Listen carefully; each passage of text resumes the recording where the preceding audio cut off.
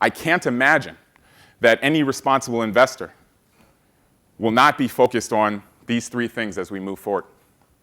Figuring out how can they get access to that data. And then once you have the data acquisition and you figured that stuff out, how are you thinking about the timing? Is it batch-based? Is it real time? Which portions of it are streaming? Which portions of it are not? Those are differentiations in the degrees of freedom that will lead to entirely different approaches to the way that you invest. After that, how are you going to think about analyzing that data? How are you bringing it up to a level that you can actually talk to it about around the other portions? And in particular, as we all know, one of the big problems with big data is that the veracity is crap, right? The signal-to-noise ratio is very, very low. And so what are going to be your different approaches to trying to determine what is actually true versus what is not?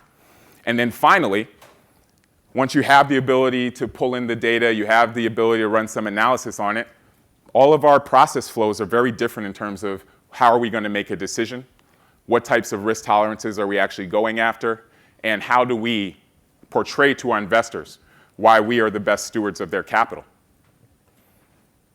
Therefore, a conversation I had with Napoleon last night, we talk a lot about the tragedy of the commons and the overuse, but in reality, it's a tragedy of the anti-commons.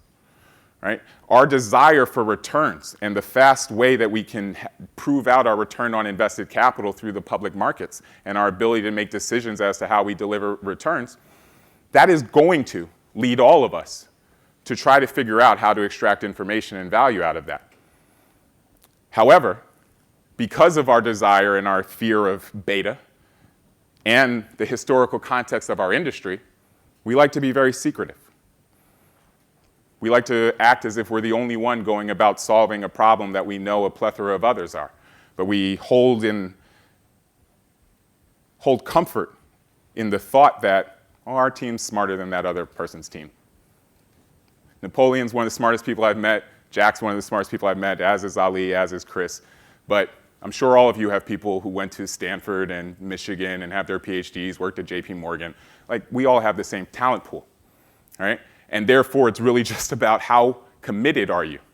What is your will in addition to your skill to go after it? And I think that that's the only reason that we've been able to be successful where others have not, is because we created the ultimate burning bridge.